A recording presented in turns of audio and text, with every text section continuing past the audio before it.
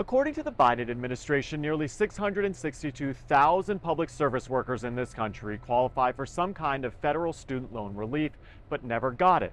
Now, though, they are starting to see some loans forgiven, and it is making their financial future a bit more certain.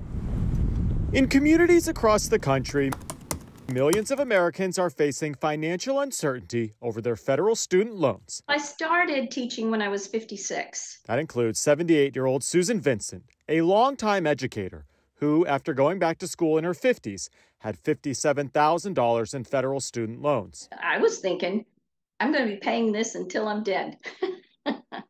And, that's the case for a lot of people because it just stretches out forever. And it just feels hopeless. Vincent owed so much money she came out of her retirement this summer to substitute teach in New York City. But last week, she found out the federal student loans she's been paying for 2 decades had been forgiven because of her time teaching in a qualifying district. It's a huge relief for me, but I feel so sad that so many people are not in the same position as I am. And it continues to be a struggle for them. Scripps News spoke with multiple educators in the last month.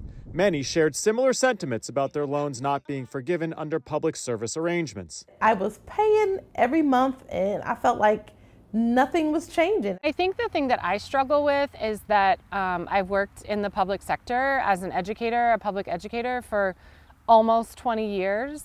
And I don't qualify for any of the assistance programs. I'm not saying that they have to forgive the entire loan, but I do think that they should take into consideration each individual's situation. And I mean, we serve the public. Last week, the Biden administration rolled out the SAVE plan, a new income-driven repayment plan to help borrowers plan for upcoming payments. Many can cut their monthly payments to zero. According to the Biden administration, 804,000 borrowers on income-driven repayment plans had been making repayments for over 20 years, but never got promised relief. 662,000 public service workers, including teachers, will now see debt relief under the plan. Republicans in Washington continue to argue, though, that forgiveness plans proposed by the White House are outside of the president's power. These student loans were front-loaded with the interest, which is why people are still continuing to pay after, well, for me, I paid 20 years. The Department of Education estimates 43 million people in this country owe a collective $1.6 trillion in federal student loan debt.